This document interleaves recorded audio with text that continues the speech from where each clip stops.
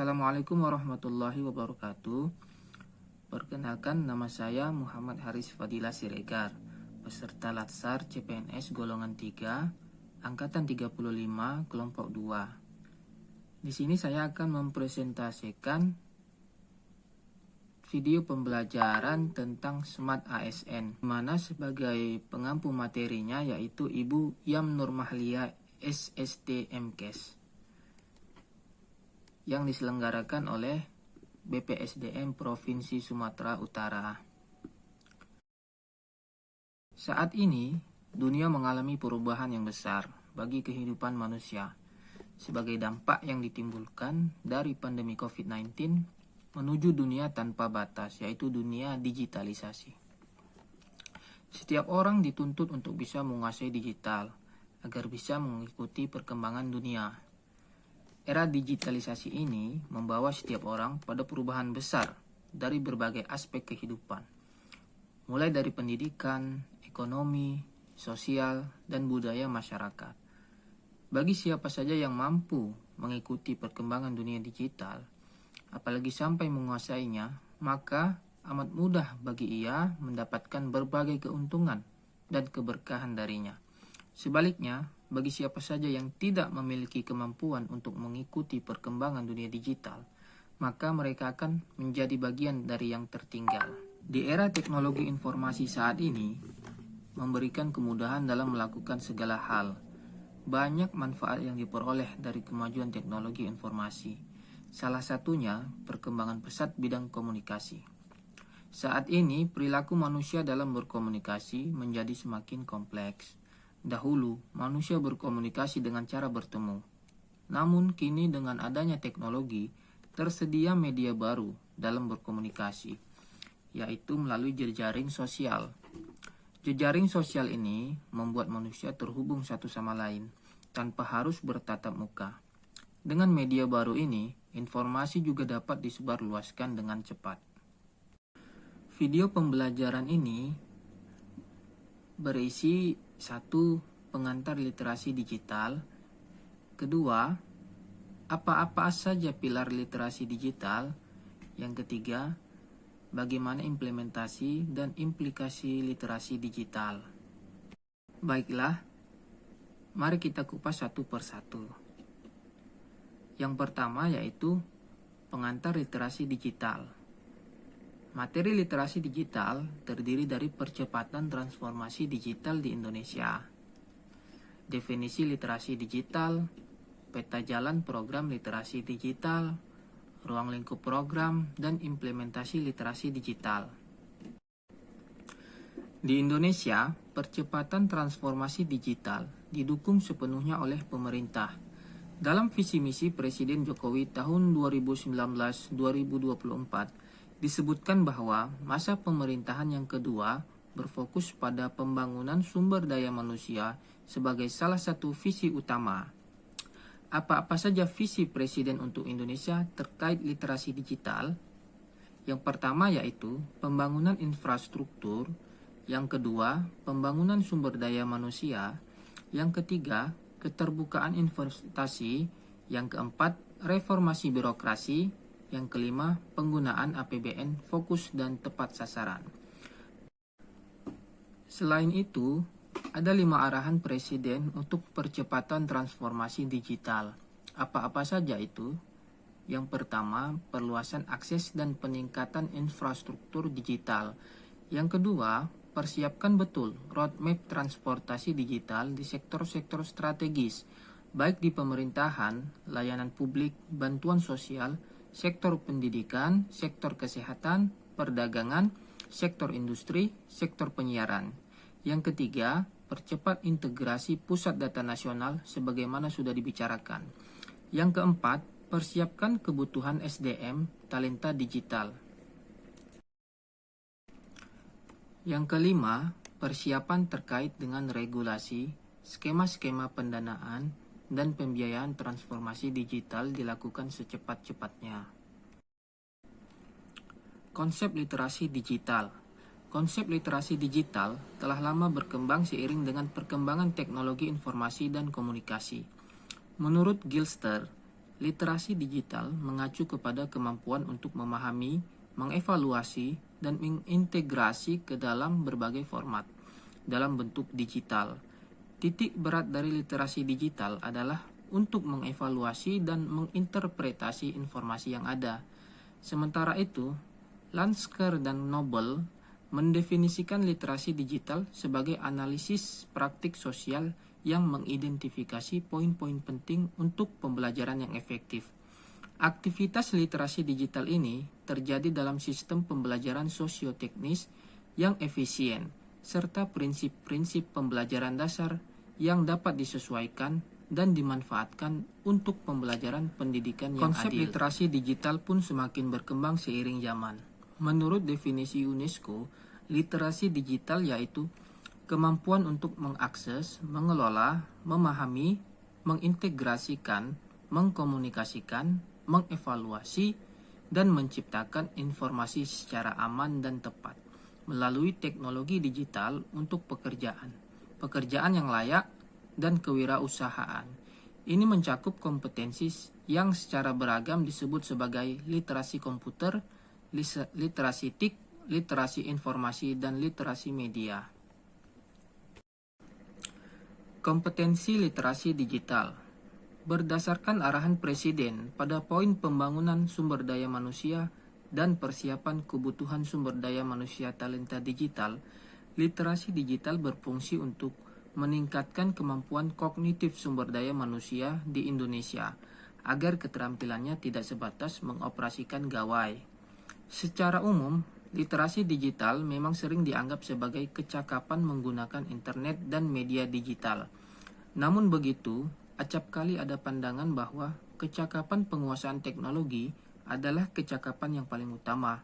Padahal, literasi digital adalah sebuah konsep dan praktik yang bukan sekadar menitik beratkan pada kecakapan untuk menguasai teknologi. Lebih dari itu, literasi digital juga banyak menekankan pada kecakapan pengguna media digital dalam melakukan proses mediasi media digital yang dilakukan secara produktif. Seorang pengguna yang memiliki kecakapan literasi digital yang bagus tidak hanya mampu mengoperasikan alat, melainkan juga mampu bermedia digital dengan penuh tanggung jawab. Literasi digital juga merupakan kemampuan untuk secara kreatif terlibat dalam praktik sosial tertentu, untuk mengasumsikan identitas sosial yang tepat, dan untuk membentuk atau mempertahankan berbagai hubungan sosial di ruang digital. Literasi digital juga mencakup kemampuan untuk menyesuaikan aspek keterjangkauan dan kendala yang muncul dalam bermedia digital dengan keadaan tertentu. Kominfo sendiri menjabarkan literasi digital ke dalam 4 kompetensi, yaitu digital skill, digital culture, digital ethics, dan digital safety. Digital skill merupakan kemampuan individu dalam mengetahui, memahami, dan menggunakan perangkat keras dan piranti lunak, TIK, serta sistem operasi digital dalam kehidupan sehari-hari. Digital safety merupakan kemampuan user dalam mengenali, mempolakan, menerapkan, menganalisis, menimbang, dan meningkatkan kesadaran perlindungan data pribadi dan keamanan digital dalam kehidupan sehari-hari. Digital culture merupakan kemampuan individu dalam membaca, menguraikan, membiasakan, memeriksa, dan membangun wawasan kebangsaan, nilai Pancasila, dan Bhinneka Tunggal Ika dalam kehidupan sehari-hari, dan digitalisasi kebudayaan melalui pemanfaatan TIK. Sementara itu, digital ethics merupakan kemampuan individu dalam menyadari, mencontohkan, menyesuaikan diri, merasionalkan, mempertimbangkan, dan mengembangkan tata kelola etika digital atau netiquette dalam kehidupan sehari-hari. Peta jalan literasi digital. Terdapat 3 pilar utama dalam Indonesia Digital Nation, yaitu masyarakat digital yang dibarengi pula dengan pemerintah digital dan ekonomi digital.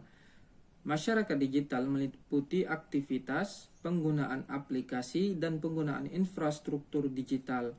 Pemerintah digital meliputi regulasi, kebijakan, dan pengendalian sistem digital.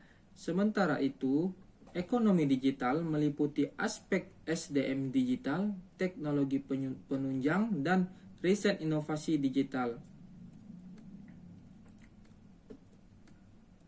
Guna mendapat perspektif komprehensif, Kominfo juga telah mengadakan survei status literasi digital Indonesia pada tahun 2020. Survei ini dilakukan untuk mengukur tingkat literasi digital dengan menggunakan kerangka Global Framework of Reference on Digital Literacy Skills dari UNESCO. Menurut survei ini, responden diminta untuk mengisi 28 pertanyaan yang disusun menjadi 7 pilar, 4 sub-indeks menjadi sebuah indeks literasi digital. Hasilnya menunjukkan bahwa rata-rata skor indeks literasi digital masyarakat Indonesia masih ada di kisaran 3,3, sehingga literasi digital terkait Indonesia dari kajian, laporan, dan survei harus diperkuat.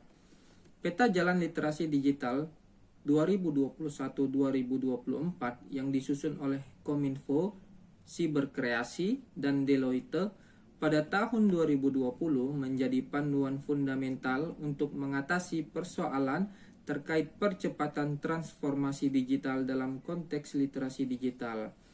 Dalam peta ini, dirumuskan kurikulum literasi digital yang terbagi atas 4 area kompetensi, yaitu kecakapan digital atau digital skills, budaya digital atau digital culture, etika digital atau digital ethics, dan keamanan digital atau digital safety. Keempat area kompetensi ini menawarkan berbagai indikator dan subindikator yang bisa digunakan untuk meningkatkan kompetensi literasi digital masyarakat Indonesia melalui berbagai macam program yang ditujukan pada berbagai kelompok target sasaran. Telah disusun pula 4 modul yang dibuat untuk menunjang percepatan transformasi digital, yaitu 1. Cakap bermedia digital, 2. Budaya bermedia digital, 3. Etis bermedia digital, 4. Aman bermedia digital. Satu hal yang menarik, pemetaan memperlihatkan ragam mitra kegiatan literasi digital yang tidak semata-mata bersandar pada sekolah. Banyak pihak lain juga telah dilibatkan. Ini bermakna banyak pihak yang sama-sama menganggap literasi digital adalah isunya juga, bukan semata-mata permasalahan inisiator kegiatan. Namun, seperti telah diungkapkan sebelumnya, lebih dari 50% kegiatan literasi digital dilangsungkan tanpa mitra. Namun dari perspektif literasi digital yang menekankan pentingnya kolaborasi, keberadaan mitra dan jejaring mesti diupayakan. Lingkup literasi digital. Dalam mencapai target program literasi digital, perlu diperhitungkan estimasi jumlah masyarakat Indonesia yang telah mendapatkan akses internet berdasarkan data dari APJII dan BPS. Identifikasi target user dan total serviceable market penting untuk menentukan target spesifik program literasi digital. Saat ini, tingkat penetrasi internet di Indonesia yaitu sebesar 73,7% yang terdiri dari angkatan bekerja dan tidak bekerja. Dengan persentase bisa dilihat pada slide yang saya paparkan. Sementara itu, persentase masyarakat Indonesia yang masih belum mendapatkan layanan internet yaitu sebesar 26,3%. Dengan angkatan bekerja dan angkatan tidak bekerja pada slide yang saya paparkan.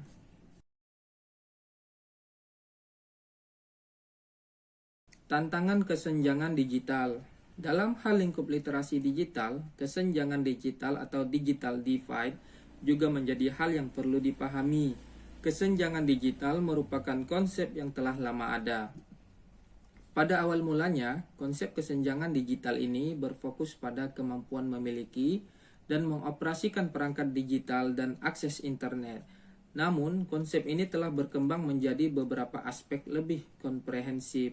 Manfaat dan akses dari dunia di informasi digital menjadi indikasi semua warga negara mendapatkan manfaatnya seperti halnya pada negara-negara maju. Contoh terbaik bisa dilihat dalam penelitian Lomakto dan Syamsuddin pada tahun 2020 tentang kesenjangan digital terlihat pada usia pengguna internet di Indonesia.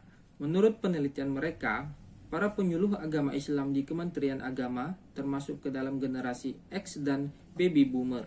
Mereka adalah digital imigran yang kurang mengapresiasi kecakapan digital seperti halnya digital native.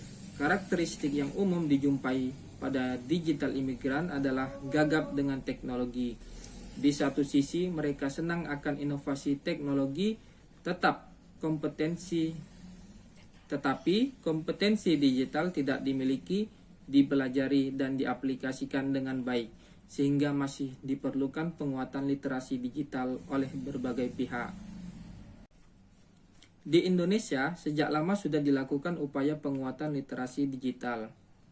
Pada kurikulum 2006, mata pelajaran TIK, Teknologi Informasi dan Komunikasi, sempat menjadi bagian penting di bangku sekolah menengah dan atas. Namun dihapus pada kurikulum 2013 untuk kemudian direstorasi di kurikulum 2013 terbaru. Namun, penguatan literasi digital tidak hanya datang dari Kementerian Pendidikan dan Kebudayaan selaku otoritas pendidikan. Beberapa lembaga pemerintah, akademisi, dan non-pemerintah juga turut serta. Sehingga lingkup literasi digital berfokus pada pengurangan kesenjangan digital atau digital divide dan penguatan literasi digital. Kedua hal ini terkait erat dengan peta penguatan literasi digital dari Presiden dan gerakan literasi digital dari Kominfo. Implementasi literasi digital.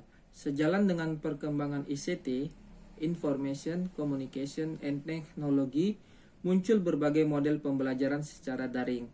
Selanjutnya, muncul pula istilah sekolah berbasis web atau web school atau sekolah berbasis internet atau cyber school yang menggunakan fasilitas internet. Bermula dari kedua istilah tersebut, muncullah berbagai istilah baru dalam pembelajaran yang menggunakan internet seperti online learning, distance learning, web-based learning, dan e-learning. Pilar literasi digital. Peran dan tanggung jawab para peserta CPNS sangatlah besar sehingga kemampuan menggunakan gawai saja tidaklah cukup. Diperlukan kemampuan lainnya, yakni literasi digital. Literasi digital memiliki 4 pilar wajib yang harus dikuasai oleh para peserta CPNS yang terdiri dari etika, keamanan, budaya, dan kecakapan dalam bermedia digital.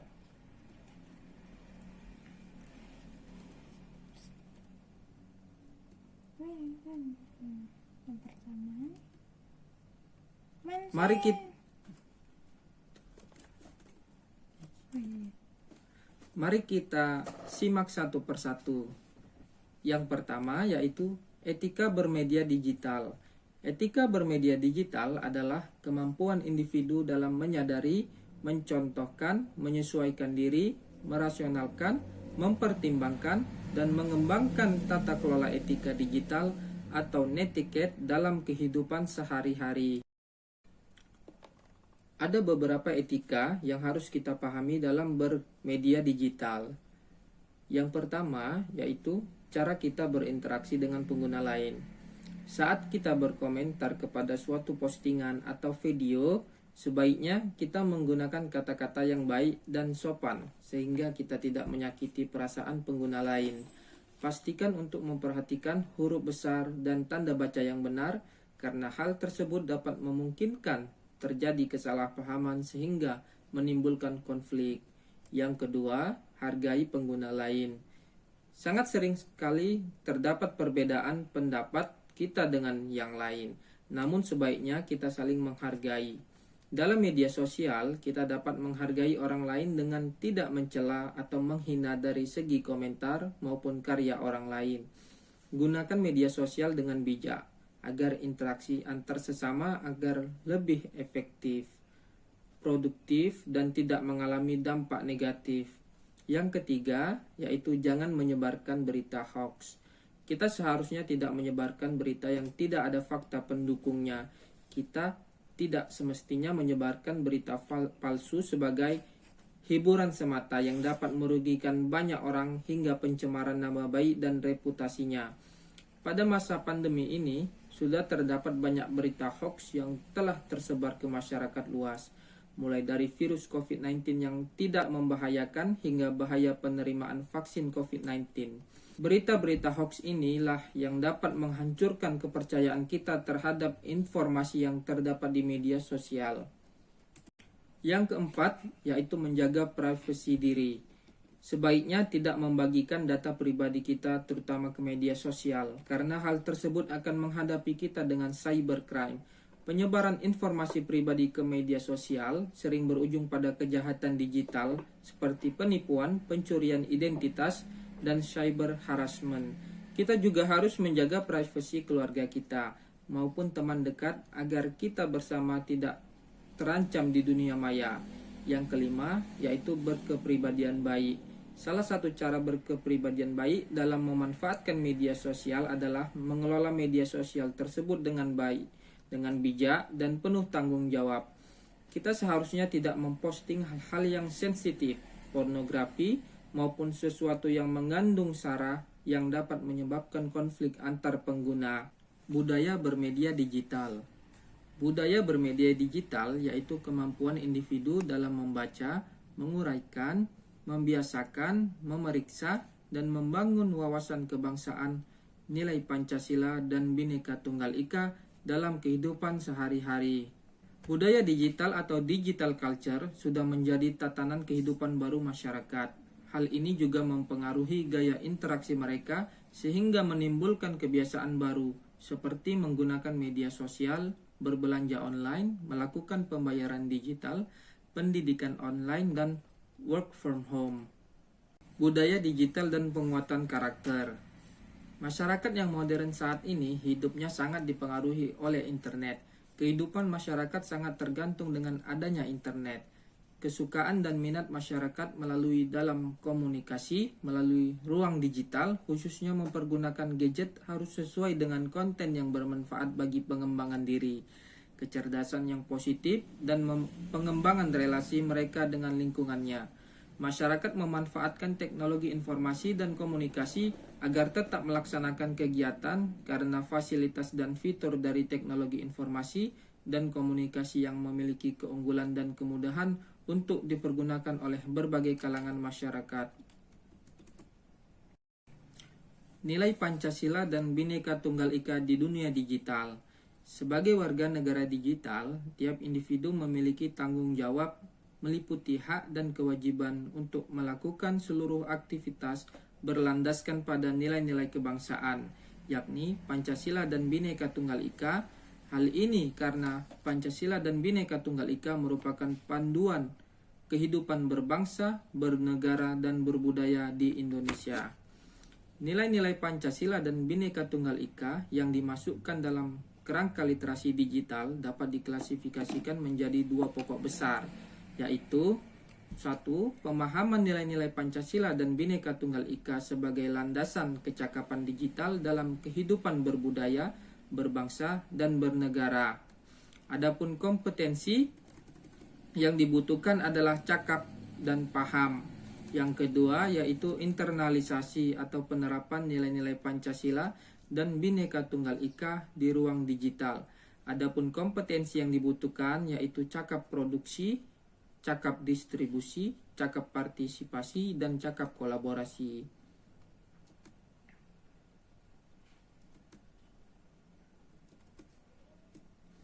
Memahami konsep dasar nilai Pancasila dan Bhinneka Tunggal Ika adalah kunci agar mampu menginternalisasikannya dalam berbagai ruang, termasuk ruang digital.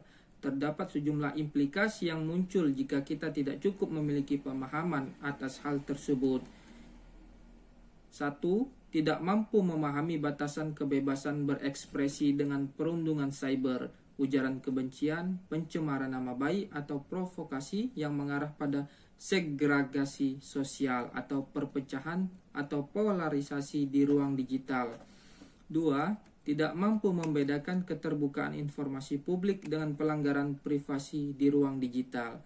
3. Tidak mampu membedakan misinformasi, disinformasi, dan malinformasi. Pemahaman konsep nilai Pancasila dan Bhinneka Tunggal Ika menjadi landasan kecakapan digital dalam beraktivitas di ruang digital.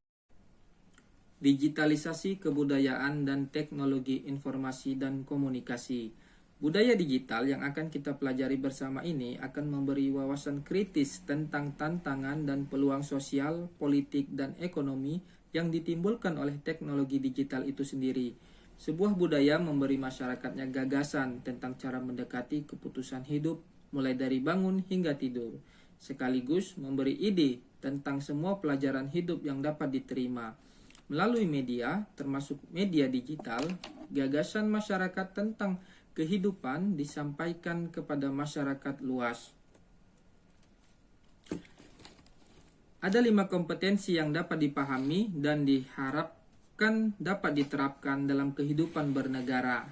Yang pertama, memahami budaya di ruang digital. Dengan ini akan memudahkan masyarakat menangkap pesan dan ide yang dipublikasikan pada platform yang berbeda. 2. Produksi budaya di ruang digital. Dengan ini, masyarakat mampu berinteraksi secara mendalam dengan beragam perangkat, termasuk menangani alur informasi budaya dan narasi budaya di beberapa jenis konten dengan sumber medianya. Ketiga, distribusi budaya di ruang digital. Dengan ini, masyarakat mampu menyebarluaskan tentang informasi konten budaya dan melakukan apresiasi. 4. Partisipasi budaya di ruang digital. Dengan ini masyarakat mampu terlibat dan berperan aktif dalam lingkungan media baru untuk menulis, menyusun, dan mengembangkan konten budaya. Yang kelima, kolaborasi budaya di ruang digital. Dengan ini terciptanya kerjasama dan dapat bekerjasama. 5. Kolaborasi budaya di ruang digital. Dengan ini terciptanya kerjasama dengan pihak manapun dengan membuat konten budaya. Cintai produk dalam negeri. Potensi Indonesia bukan saja bertitik tolak pada jumlah penduduknya, tapi hasil-hasil karya anak bangsa yang sebenarnya banyak dilirik kalangan mancanegara. Seperti contoh batik, songket, ulos, kain tenun, dan lain sebagainya, termasuk barang aksesoris, perhiasan, tas, sepatu, dan lain-lain. Aneka karya anak bangsa itu dilirik karena pengerjaannya masih berbasis pekerjaan tangan dan bukan pabrik. Kecintaan pada produksi dalam negeri sebenarnya bukti dari bela negara secara ekonomi. Bela negara dimaksudkan sebagai upaya untuk menumbuhkan semangat patriotisme dan cinta tanah air kepada seluruh warga negara Indonesia. Kecintaan pada produksi dalam negeri sebenarnya bukti bela negara secara ekonomi. Bela negara kekinian tidak mengutamakan wajib militer, tetapi lebih mengutamakan dimensi kreativitas, sosial media, dan acara-acara hiburan yang edukatif. Jadi sudah selayaknya warga negara Indonesia melakukan bela negara yang nyata dengan menggunakan barang-barang yang diproduksi di dalam negeri. Hak-hak digital. Hak digital adalah hak asasi manusia yang menjamin setiap warga negara untuk mengakses, menggunakan, membuat, dan menyebarluaskan media digital. Hak digital terdiri dari hak untuk mengakses, hak untuk berekspresi, dan hak untuk merasa aman.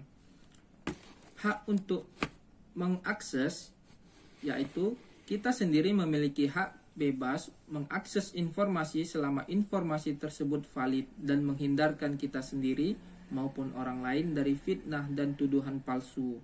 Hak untuk berekspresi, yaitu kita bebas untuk mengemukakan pendapat di media sosial selama pendapat yang kita utarakan itu sopan, jelas, dan mudah dipahami, juga tidak merugikan orang lain.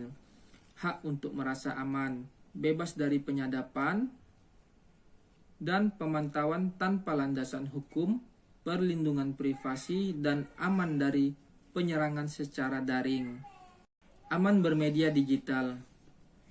Aman bermedia digital yaitu kemampuan individu dalam mengenali, mempolakan, menerapkan, menganalisis, menimbang, dan meningkatkan kesadaran keamanan digital dalam kehidupan sehari-hari.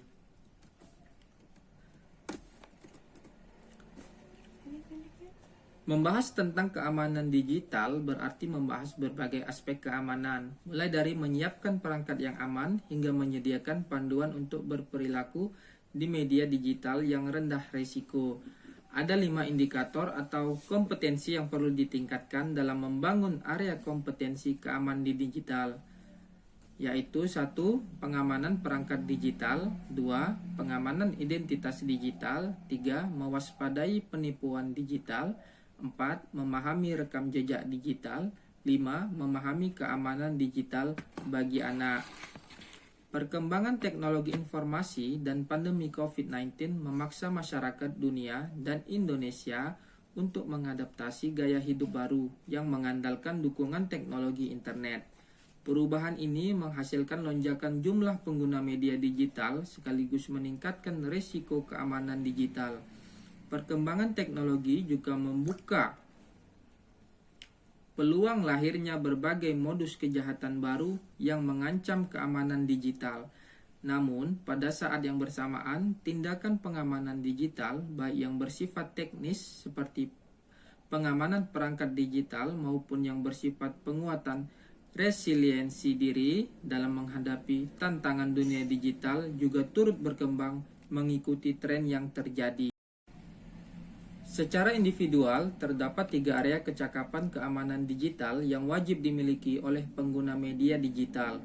Pertama, kecakapan keamanan digital yang bersifat kognitif untuk memahami berbagai konsep dan mekanisme proteksi, baik terhadap perangkat digital, lunak maupun keras, maupun terhadap identitas digital dan data diri. Hanya dengan penguasaan pengetahuan yang memadai, maka pengguna media digital bisa melindungi diri beragam ancaman keamanan digital, misalnya memiliki pengetahuan yang memadai tentang berbagai strategi untuk melakukan proteksi terhadap perangkat keras maupun lunak akan membantu meningkatkan keamanan perangkat digital yang kita gunakan. Kedua, kecakapan keamanan digital yang bersifat afektif, yang pada dasarnya bertumpu pada empati agar pengguna media digital punya kesadaran bahwa keamanan digital bukan sekadar tentang perlindungan perangkat digital sendiri dan data diri sendiri, melainkan juga menjaga keamanan pengguna lain sehingga tercipta sistem keamanan yang kuat. Jika pengguna ruang digital telah memiliki perasaan, empati, dan kesadaran untuk bersama-sama membentuk ruang digital yang aman, maka pengguna tersebut dapat dianggap sebagai warga digital yang bertanggung jawab. Area kecakapan ketiga yaitu kecakapan keamanan digital yang bersifat konatif atau behavioral. Aspek ini meliputi langkah-langkah praktis untuk melakukan perlindungan identitas digital dan data diri. Contohnya adalah selalu memastikan menggunakan sandi yang kuat dan memperbaharuinya secara berkala. Perangkat digital memiliki peran vital dalam melakukan aktivitas digital. Misalnya ketika kita melakukan komunikasi, seringkali kita menggunakan gawai yang terkoneksi dengan jaringan internet pada keseharian kita. Sehingga dalam menggunakan perangkat digital, kita perlu melakukan proteksi terhadap perangkat digital yang kita miliki. Terdapat banyak cara untuk meminimalisir terjadinya hal-hal yang negatif dengan cara melindungi jejak digital kita.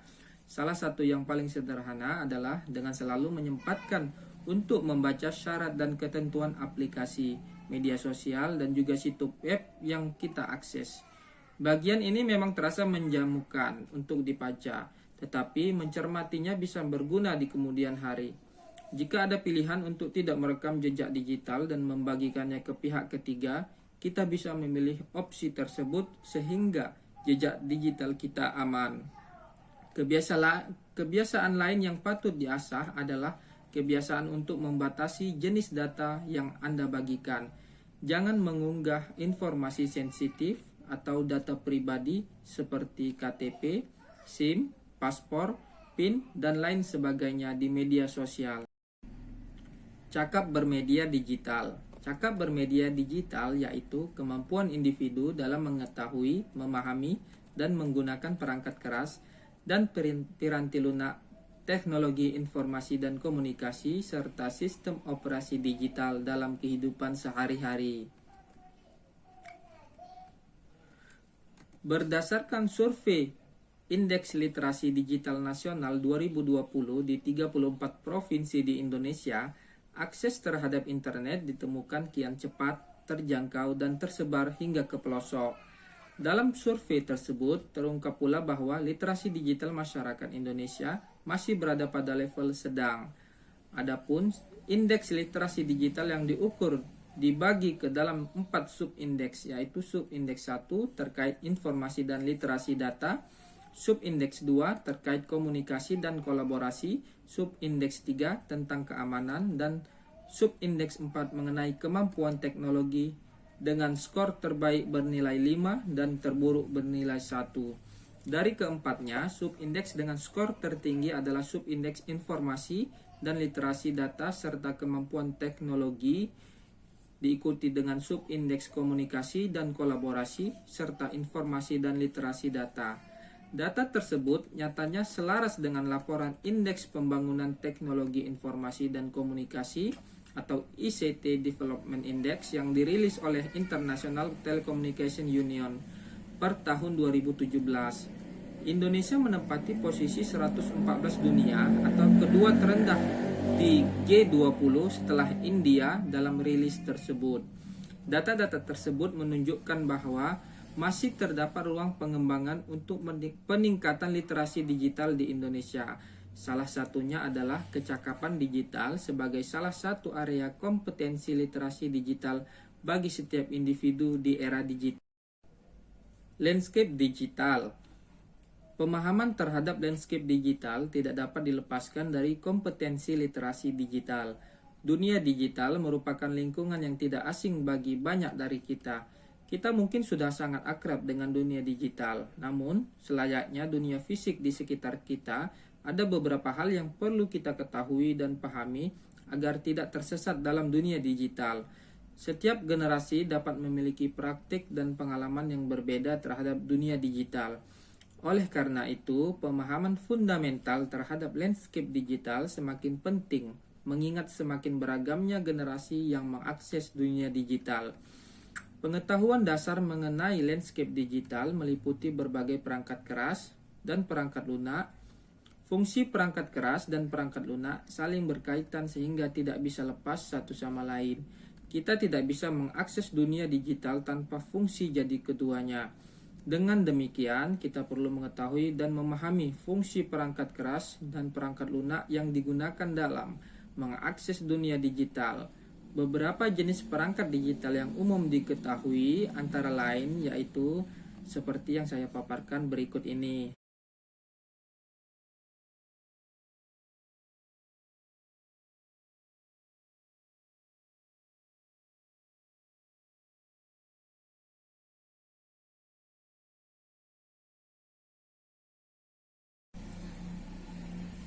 Melansir laman Kuiper Kampus, ini 5 digital skill yang dibutuhkan di masa depan.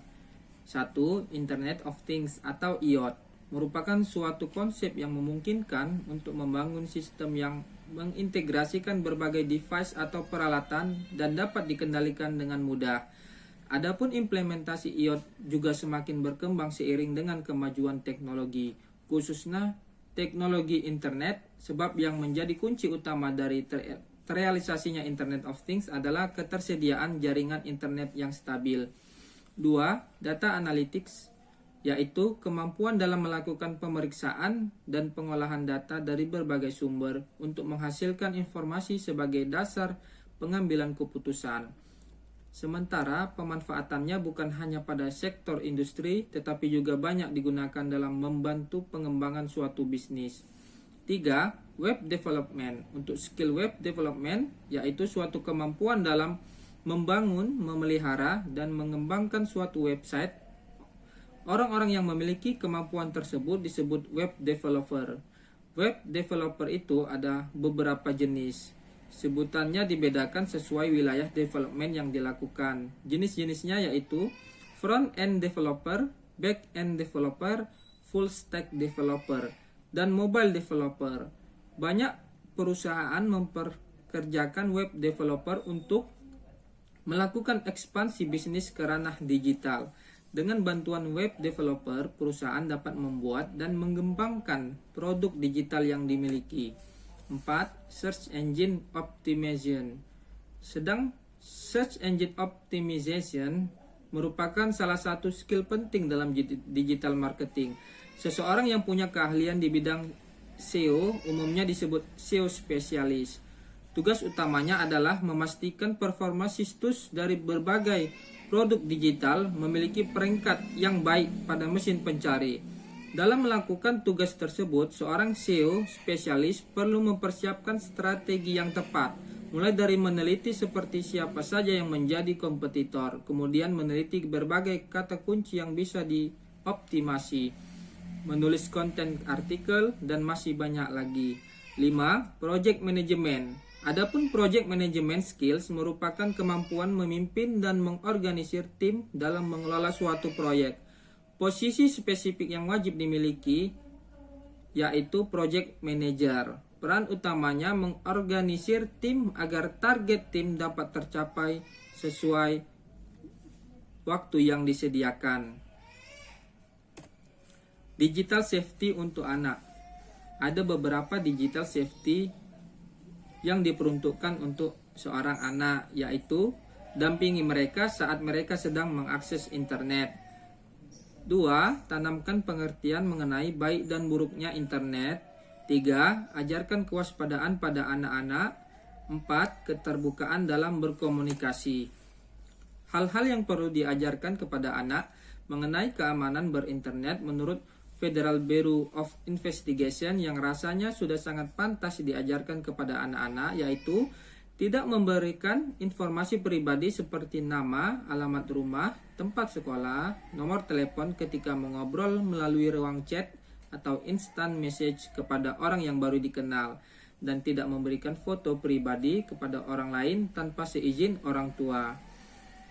Jangan bertemu kepada orang yang baru dikenal tanpa seizin orang tua. Beritahukan kepada orang tua segera jika membaca dari internet yang membuat diri sendiri tidak nyaman atau takut. Tidak menulis sesuatu kepada seseorang melalui media online yang telah membuat diri merasa tidak nyaman atau ketakutan. Ingat bahwa orang yang sedang online mungkin juga tidak mengatakan yang sesungguhnya mengenai dirinya. Seseorang yang mengatakan dirinya 12 tahun bisa saja sesungguhnya adalah lelaki yang telah dewasa atau berumur. Literasi digital dan implikasinya. Pada bagian ini, kita akan mempelajari lebih mendalam mengenai penerapan dari masing-masing keempat pilar literasi digital, yakni etika, keamanan, budaya, dan kecakapan dalam bermedia digital. Selain itu, pemahaman ini dilengkapi pula dengan kondisi terkini di Indonesia serta tips praktis yang membuat kita dapat memaknai lebih jauh keempat pilar tersebut. Landscape digital. Pengetahuan dasar mengenai landscape digital meliputi berbagai perangkat keras dan perangkat lunak karena landscape digital merupakan sebutan kolektif untuk jaringan sosial, surel, situs daring, perangkat seluler, dan lain sebagainya. Fungsi perangkat keras dan perangkat lunak saling berkaitan sehingga tidak bisa lepas satu sama lain. Kita tidak bisa mengakses dunia digital tanpa fungsi dari keduanya. Dengan demikian, kita perlu mengetahui dan memahami fungsi perangkat keras dan perangkat lunak yang digunakan dalam mengakses dunia digital. Salah satu perangkat keras yang sering kali digunakan dalam dunia digital adalah komputer. Komputer yang paling dekat dengan kehidupan kita adalah komputer pribadi. Komputer merupakan istilah yang digunakan untuk menyebut komputer yang didesain untuk penggunaan individu. Mengetahui dan memahami internet. Salah satu hal yang sering kita jumpai dalam dunia digital adalah internet. Internet merupakan jaringan komputer yang memungkinkan satu komputer saling berhubungan dengan komputer lain. Karena hal tersebut, maka pengguna komputer dapat berkomunikasi dengan pengguna komputer lainnya. Komunikasi yang bisa dilakukan antar pengguna ini juga bersifat timbal balik. Jika komputer A mengirimkan sebuah pesan ke komputer B, maka komputer B dapat membalas pesan tersebut ke komputer A. Internet telah menghubungkan manusia dari berbagai lokasi. Internet juga semakin mudah diakses oleh banyak manusia. Pendahulu dari internet adalah ARPANET, sebuah proyek dari Department of Defense pada 1969 sebagai eksperimen terkait teknologi jejaring yang reliable. Teknologi ini kemudian semakin berkembang sehingga bisa diakses oleh banyak orang. Beberapa perkembangan dari waktu ke waktu adalah peralatan koneksi yang semakin murah dan ringan. Hal ini tentu dapat mempermudah pengguna dalam mengaksesnya. Mengetahui dan memahami koneksi internet. Komputer yang kita gunakan tidak terhubung secara langsung dengan internet. Komputer kita dapat terkoneksi karena adanya perusahaan penyedia jasa internet atau internet service provider yang menyediakannya. Kita perlu mendaftar agar memperoleh jasa koneksi internet dari penyedia jasa internet di sekitar. Internet biasanya dapat kita akses dengan perangkat keras koneksi bernama modem. Perangkat ini terhubung langsung dengan komputer kita atau dengan menggunakan router jaringan tanpa kabel. Biasanya penyedia jasa internet ini mengerjakan pemasangannya, termasuk juga perangkat lunak yang menyertainya. Tips memilih penyedia jasa internet. Ada beberapa pertimbangan dalam memilih jasa internet yang bisa kita gunakan, yaitu 1. Kecepatan akses. Kita perlu mengetahui kecepatan akses internet yang bisa kita dapatkan. 2. Stabilitas. Kita perlu memastikan bahwa penyedia jasa internet tersebut menyediakan akses internet yang stabil, terutama di lokasi tempat kita berada. 3. Pelayanan terhadap pelanggan. Kita perlu mengetahui bagaimana pelayanan yang diberikan terhadap kendala yang mungkin kita temui saat mengakses internet. 4. Selain tips tersebut, tentu kita perlu menyesuaikan biaya jasa internet dengan kemampuan dan kebutuhan kita. Koneksi dengan Wi-Fi di ruang publik. Dengan mendaftar ke penyedia jasa internet, kita bisa mengakses internet secara personal dengan teknologi kabel atau Wi-Fi. Wi-Fi singkatan dari Wireless Fidelity, merupakan istilah bagi koneksi standar tanpa kabel.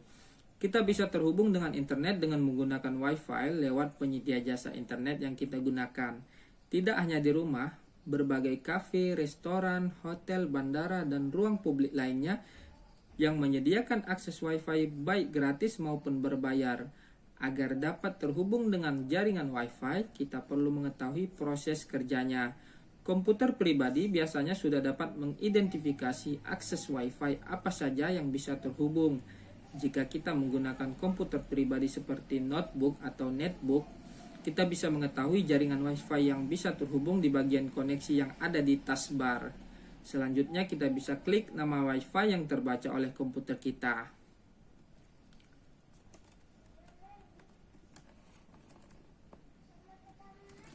Hal-hal yang perlu diperhatikan terkait Wi-Fi di ruang publik.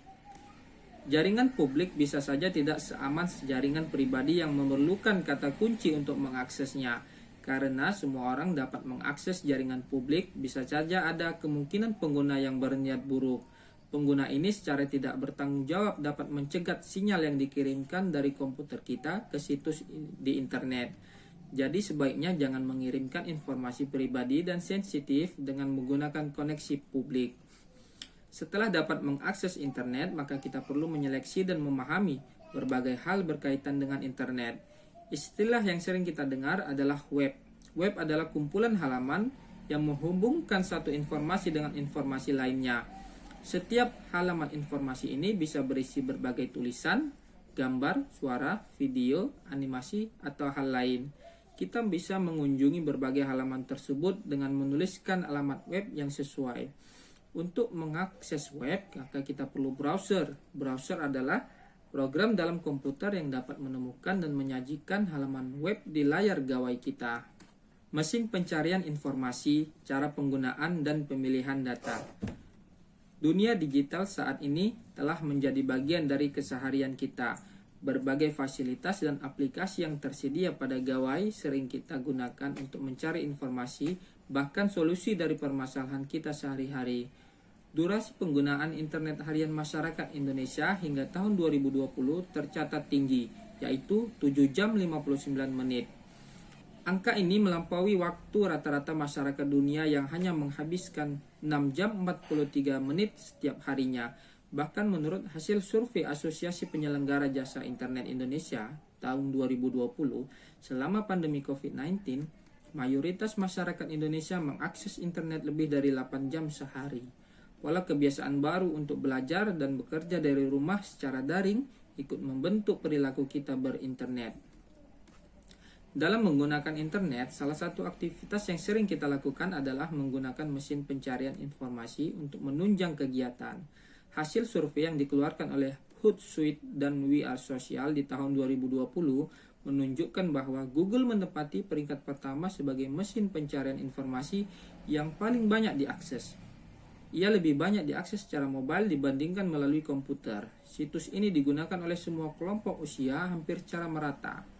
Pengguna terbanyak ada pada kelompok usia 25-34 tahun, yaitu sebesar 32%, sedangkan penggunaan Google pada kelompok usia lainnya berkisar antara 9 hingga 17%. Aplikasi percakapan dan media sosial. Aplikasi percakapan dan media sosial adalah salah satu bagian dari perkembangan teknologi yang disebut sebagai tolak ukur yang sangat menarik yang memiliki kaitan dengan berbagai aspek. Kita sering tidak menyadari bahwa kemampuan penggunaan aplikasi percakapan dapat memunculkan beragam permasalahan jika tidak diikuti dengan kompetensi penggunanya.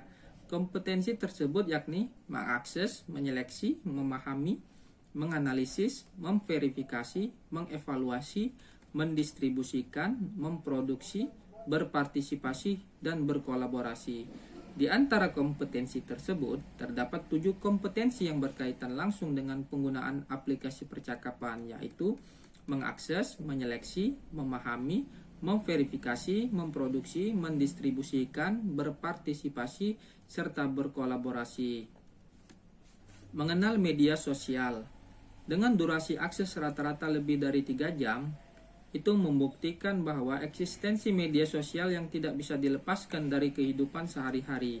Media sosial mengalami perkembangan yang sangat cepat. Tercatat hingga kini, media sosial memiliki pengguna aktif sebanyak 106 juta pengguna di Indonesia, di mana angka tersebut sebanyak 40% dari total populasi yang ada di Indonesia. Menguli aplikasi percakapan. Aplikasi percakapan adalah penunjang komunikasi kita dalam jaringan. Menurut data Hootsuite dan We Are Social pada bulan Oktober 2020, aplikasi pesan terbesar masih dikuasai oleh WhatsApp, disusul oleh Facebook Messenger, WeChat, QQ, Snapchat, dan Telegram. Aplikasi percakapan menjadi salah satu garda terdepan terjadinya komunikasi daring, terlebih di masa pandemi COVID-19. Komunikasi kini lebih banyak terjadi dalam jaringan sehingga akses pada aplikasi percakapan sangat tinggi. Setelan mendasar aplikasi percakapan. Kita kadang mengeluhkan pesan yang lambat atau bahkan tidak terkirim yang berakibat pada terhambatnya proses komunikasi. Tidak jarang juga kita terganggu dengan informasi yang diterima tetapi nyatanya tidak kita butuhkan. Lantas, bagaimana cara untuk menyiasatinya? Yaitu satu, kenali kelebihan dan kekurangan dari aplikasi percakapan yang kita gunakan. 2, perbaharui aplikasi percakapan yang digunakan. Hal ini karena fitur-fitur terbaru biasanya akan dibenamkan ketika aplikasi kita perbarui secara berkala. 3, nonaktifkan fitur untuk mengendalikan informasi yang tidak diinginkan pada setting aplikasi.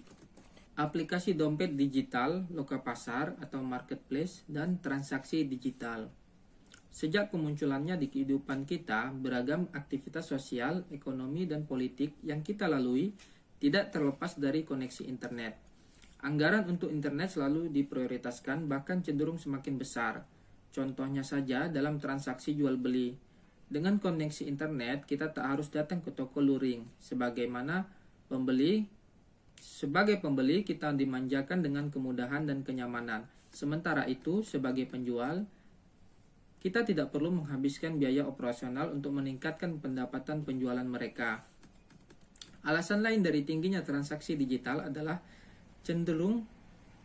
harga cenderung lebih murah dibandingkan toko-toko konvensional karena banyaknya diskon dan promo yang ditawarkan. Apalagi di masa pandemi COVID-19 saat ini, segala mobilitas fisik sangat dibatasi. Sebagai penggantinya, transaksi jual beli banyak kita lakukan dari rumah agar terhindar dari kontak langsung dengan kerumunan maupun dari kontaminasi virus melalui benda sekitar, sebab metode pembayaran dilakukan secara non-tunai atau cashless. Transaksi digital cenderung lebih aman dilakukan bila mana penjual bergabung dengan loka pasar yang sudah menyediakan metode pembayaran resmi, salah satunya dengan memanfaatkan fitur dompet digital. Namun, sebelum dompet digital hadir seperti saat ini, terdapat sejumlah metode pembayaran yang cukup sering digunakan, yaitu pembayaran dengan kartu kredit, kartu debit, transfer bank, rekening bersama atau virtual account, cash on delivery atau COD, dan tunai melalui gerai retail. Hingga kini, metode pembayaran tersebut masih eksis dan digunakan sebagai alternatif metode transaksi selain dompet digital. Dompet digital hadir sebagai upaya dalam mewujudkan metode pembayaran non-tunai untuk berbagai keperluan atau kebutuhan. Etika berinternet atau netiquette. Di mana bumi dipijak, disitulah langit dijunjung. Artinya, dimanapun kita berada, kita tetap harus menghormati aturan yang berlaku. Pepatah di atas sudah sering kita dengar dari semenjak kita masih kecil hingga sekarang. Tentunya ini dapat menjadi pegangan agar kita tidak salah langkah dalam menjaga sikap dan perilaku di dalam masyarakat. Tidak terkecuali ketika berinteraksi dalam ruang digital bersama masyarakat digital. Internet hadir sebagai pisau bermata dua, yaitu dapat memberikan manfaat positif sekaligus memberikan dampak negatif pula. Sehingga diperlukan pengetahuan serta kedewasaan. Demikian pula ragam informasi yang didapatkan juga semakin terbuka baik konten positif maupun konten negatif, sehingga kita butuh tahu dan terapkan netiquette. Di dalam dunia digital kita juga mengenal etika berinternet atau yang lebih dikenal dengan netiquette atau network etiquette, yaitu tata krama dalam menggunakan internet. Hal paling mendasar dari netiquette adalah kita harus selalu menyadari bahwa kita berinteraksi dengan manusia nyata di jaringan yang lain, bukan sekedar dengan deretan karakter huruf di layar monitor, namun dengan karakter manusia sesungguhnya. Terdapat dua macam jenis netiquette jika dilihat dari konteks ruang digital di mana kita berinteraksi dan berkomunikasi, yaitu one-to-one communication dan one-to-many communication. Jenis netiquette tersebut diadopsi dari sebuah badan bernama IETF, The Internet Engineering Task Force, yang menetapkan standar netiquette. 1. One-to-one communication adalah komunikasi yang terjadi antara satu individu dengan individu lainnya. Contohnya adalah ketika mengirim email. 2. One-to-many communication adalah komunikasi yang terjadi antar individu dengan beberapa orang atau kelompok atau sebaliknya. Contohnya adalah media sosial, blog, komunitas, situs web, dan lain-lain. Informasi hoax, ujaran kebencian, pornografi, perundungan, dan konten negatif lainnya. Berikut ini merupakan tips untuk melindungi diri dari berita hoax menurut LibGuides at University of West Florida pada tahun 2021. Yang pertama yaitu evaluasi. Yang kedua, Google It. Yang ketiga, dapatkan berita dari sumber berita. Yang keempat, bedakan opini dengan fakta. Apa itu perundungan di dunia maya atau cyberbullying? Di antara kita sudah ada yang pernah mendengarnya. Kata tersebut diterjemahkan ke dalam bahasa Indonesia sebagai perundungan di dunia maya. Pengertiannya, tindakan agresif dari seseorang atau sekelompok orang terhadap orang lain yang lebih lemah secara fisik maupun mental dengan menggunakan media digital. Tindakan ini bisa dilakukan terus-menerus oleh yang bersangkutan. Ujaran kebencian. Pengertian ujaran kebencian atau hate speech adalah ungkapan atau ekspresi yang menganjurkan ajakan untuk mendiskreditkan, menyakiti seseorang atau sekelompok orang dengan tujuan membangkitkan permusuhan, kekerasan, dan diskriminasi kepada orang atau kelompok tersebut.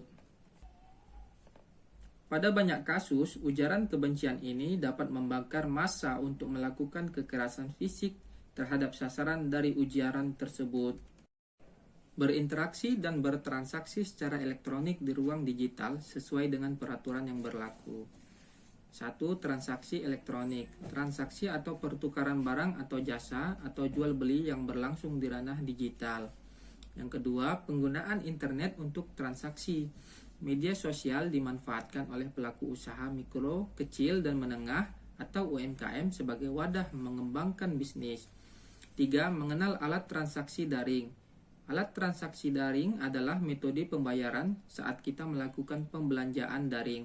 Jenis pembayaran atau transaksi daring diantaranya transfer bank, dompet digital atau e-money, COD atau cash on delivery atau pembayaran di tempat, pembayaran luring, kartu debit, kartu kredit. 4. Mengenal lapak. Pelapak transaksi daring yang paling banyak dikunjungi oleh konsumen di Indonesia yakni Shopee, Tokopedia, Bukalapak, Lazada, Blibli, JDID, Orami, Bineka, Zalora, dan Matahari. Bijak bertransaksi. Fitur proteksi perangkat keras. Fitur proteksi perangkat keras ada 3, yaitu yang pertama CPU protection, di mana kita harus memastikan bahwa sistem operasi mempertahankan kendali. Kita harus mencegah program pengguna terjebak dalam infinite loop atau tidak memanggil layanan sistem dan tidak pernah mengembalikan kontrol ke sistem operasi. Untuk mencapai tujuan ini, kita dapat menggunakan timer. Timer dapat diatur untuk menginterupsi komputer setelah jangka waktu tertentu. Yang kedua, memory protection. Kita dapat memberikan perlindungan diri dengan menggunakan 2 register, yaitu bare register atau register dasar dan limit register atau register limit. IO protection. Untuk mencegah pengguna melakukan IO ilegal, kami mendefinisikan semua instruksi atau IO sebagai instruksi yang diistimewakan. Dengan demikian, pengguna tidak dapat mengeluarkan instruksi I.O. secara langsung. Mereka harus melakukannya melalui sistem operasi agar perlindungan I.O. menjadi lengkap. Kita harus yakin bahwa program penggunaan tidak akan pernah bisa mengendalikan komputer dalam mode monitor. Mengapa penting melakukan proteksi perangkat digital? Karena pentingnya isi di dalam perangkat digital, teknologi ini sering menjadi incaran upaya peretasan. Jika upaya tersebut berhasil, maka pengguna perangkat digital akan mengalami kerugian atas berbagai kebocoran data pribadi yang bisa mengakibatkan keamanan privasi kita menjadi terganggu. Proteksi perangkat digital juga bertujuan agar perangkat digital yang kita gunakan tidak disalahgunakan oleh orang lain. Misalnya, ketika ponsel pintar kita dilengkapi dengan proteksi seperti kata sandi atau fingerprint, maka ponsel kita tidak bisa digunakan oleh orang lain. Proteksi perangkat digital pada dasarnya merupakan perlindungan yang bertujuan untuk melindungi perangkat digital dari berbagai ancaman malware. Malware, singkatan dari malicious software, adalah perangkat lunak yang dirancang untuk mengontrol perangkat secara diam-diam, bisa mencuri informasi pribadi milik kita atau uang dari pemilik perangkat. Ada 3 proteksi identitas digital dan data pribadi di platform digital. Yang pertama yaitu hindari untuk menampilkan identitas. Yang kedua, pastikan keamanan surat elektronik kita sebagai identitas digital utama yang kita gunakan. Yang ketiga, pastikan kita melindungi identitas digital kita di berbagai akun platform digital yang kita gunakan. Penipuan digital. Ada beberapa penipuan digital. Yang pertama yaitu scam, yaitu permainan atau tindakan untuk menipu kepercayaan seseorang yang bertujuan untuk mendapatkan keuntungan dengan cepat. Yang kedua adalah spam, yaitu segala jenis komunikasi digital yang tidak diinginkan dan tidak diminta yang dikirim secara massal. Yang ketiga, phishing, yaitu salah satu ancaman yang paling membuat frustasi yang kita hadapi. Keempat, yaitu hacking. Peretasan mengacu pada penyalahgunaan perangkat seperti komputer, ponsel cerdas, tablet, dan jaringan untuk menyebabkan kerusakan atau sistem yang rusak, mengumpulkan informasi tentang pengguna, mencuri data dan dokumen, atau mengganggu aktivitas terkait data. Untuk mengimplementasikan literasi digital, sebagai Smart ASN memiliki profil yang disiapkan untuk menghadapi era disrupsi dan tantangan dunia yang semakin kompleks, yaitu 1. Integritas, 2. Nasionalisme, 3. Profesionalisme, 4. Berwawasan global, 5. Menguasai IT dan bahasa asing, 6. Hospitality, 7. Entrepreneurship, 8. Networking. Sekian video pembelajaran tentang Smart ASN. Semoga bermanfaat dan terima kasih. Assalamualaikum warahmatullahi wabarakatuh.